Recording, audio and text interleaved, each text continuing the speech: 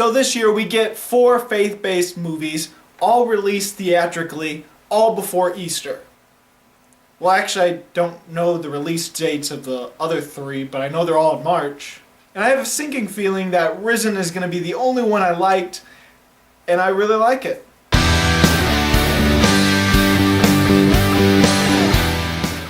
So you've heard all this before: Jesus dying at the cross, rising from the dead later on, so on and so forth. But Risen tries to do something different, where our main character isn't Jesus or the disciples or Mary. No, the main character of this film is a Roman tribune. So very close to the beginning of the film, the tribune has to oversee the death of this so-called Messiah, Jesus. Well, actually they don't call him Jesus throughout the film, they call him something else. What was his name? He was called Yeshua. He sees to the death, and because there is a prophecy that he would rise from the dead, he's sealed up in a tomb, guarded, only for the tomb to be broken open and the body no longer there later on. So this tribune is tasked with finding the body, investigating the disciples, interrogating people, trying to find out where this body has gone, and that includes digging up several graves. And so from then on, this movie becomes a mystery thriller. Now, I thought Risen was really good. I was pleasantly surprised with it. This is one of the few Christian movies that I've seen come out in theaters that feels more like it's trying to tell a good story rather than an important message. And so when a film is focusing more on story and trying to make a better film, it turns out to be a better film.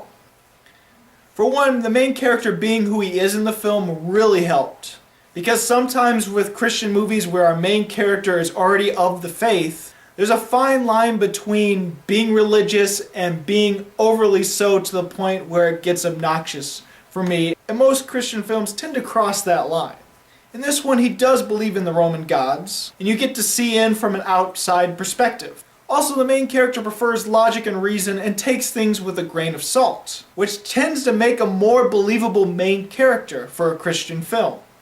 So definitely the main character being who he is was very refreshing. I also thought the actor did a really great job. It's Joseph Fiennes, which is Ralph Fiennes' younger brother. And yes, I believe it is pronounced Rafe, even though it's spelled Ralph. Yeah, this is Voldemort's younger brother.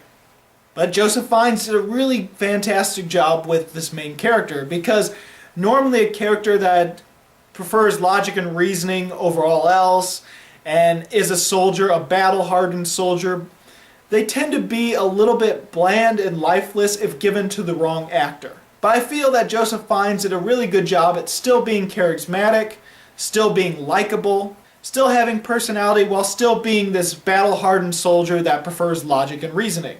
And because this is a Christian movie and you know that he's eventually going to start believing in Jesus, his change of faith does have a seemingly natural development.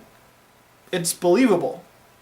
The production design of this film also didn't feel cheap. It felt like a real movie that should be released in theaters. Because cheaper movies done in ancient times could end up looking like The Legend of Hercules.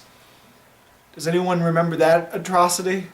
I will say this, there are moments where it did feel like a little fake and a little cheap, kind of like the boulders at the beginning that they roll.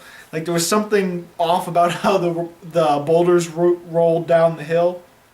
And if you don't know what I mean, there is a battle sequence at the very beginning of the film, which is kind of entertaining, and it will be the only time in this film where you see someone slice someone and blood, CGI blood, spray out. That's the only time you'll see it throughout this film. Though even though it is a modern day PG-13 movie, it does get a little graphic and a little disturbing compared to most PG-13 movies nowadays. Yeah, this is a PG-13 movie where there's a pit of bodies from the people that get crucified. They just get thrown into this pit and they're rotting, and it is pretty gruesome. It does have a grittiness and a realism to it that I appreciated, save for a few moments where it looked off. The crucifixion scene was handled extremely well. It had a bit of grittiness and realism to it, while all still feeling mysterious and majestic. Especially when Jesus was dead and his eyes were still open, he was just staring down at our main character. Well, not staring down at the main character, but the character was looking up, and it kind of made it look like he was staring at him. For the first 2/3 of the movie, it is a very effective mystery thriller.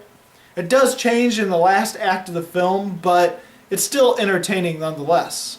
Similar to Son of God, the movie went a little bit into the politics, which makes sense because you're seeing it from a tribune's point of view. And the bad guys of the film don't really feel like bad guys because you understand their motives and you understand why they're doing the things they're doing. Like, there's definitely a gray area. The whole thing's not black and white, which makes sense because this is the movie that needs to have a gray area because of what our main character is. There's also something else I noticed about this film where I don't know if it was intentional, but when I saw it this way, it felt like it should be intentional.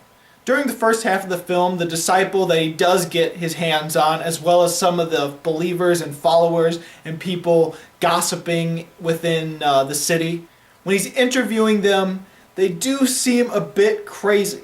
I'm not gonna lie, the movie did make them out to seem like they were a bit kooky and crazy in the head. But if you think of it, because it's our main character that's doubting what they're saying and interrogating them, they're gonna come off as crazy to our main character. And so it feels like you're put into the head of the main character as this goes on.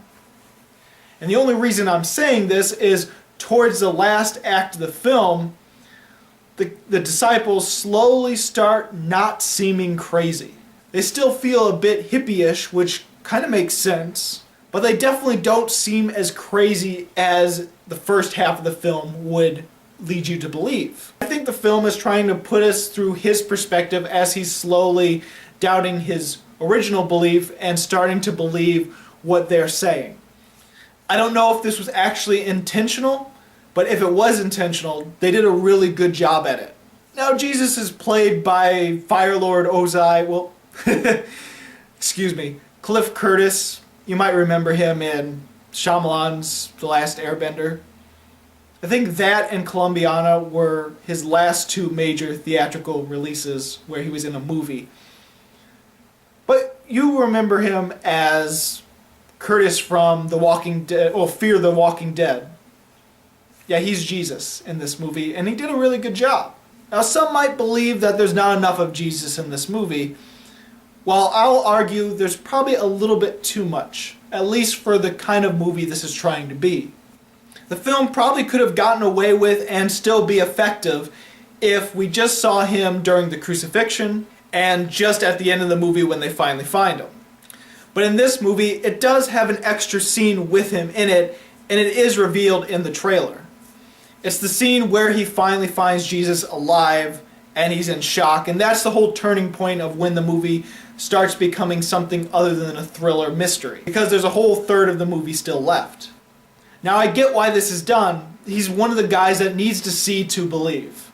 And so that's going to be the push that starts him doubting his own faith. And so I get why that's done, but they probably could have gotten away with it by just having maybe a glimpse of Jesus in the room when he turns the corner, opens the door, and just sees a glimpse of him and he starts doubting. Because there's a moment where he slows down, thinks about it, he backs away, and he's just in complete shock. And then maybe when he went back in, he would be completely gone. And then maybe he'd still follow the disciples to see what's going on, because the disciples have to travel to another town where they're going to meet Jesus later. So again, maybe they could have just had a glimpse of him in that scene and it still probably could have worked. Instead, it's a whole scene of him just stopping and staring as the disciples are marveling over the fact that Jesus is alive. To be honest, I really liked this film. I liked that it had a bit more realism to it. The characters actually felt like real people. I liked that it had a different perspective to a story we all know and put you in the head of the main character. The production does look good enough for a theatrical release as opposed to some others that are cheaply made or look cheaply made. I found it really good and I have no problem giving Risen 4 stars. So have you seen Risen? What did you think about it? Go ahead and comment below. If you like this video and you want to see more, please subscribe and check out my playlist of 2015 and 2016 movie reviews. As always, this is Bruce Gifford and this was Just My Opinion.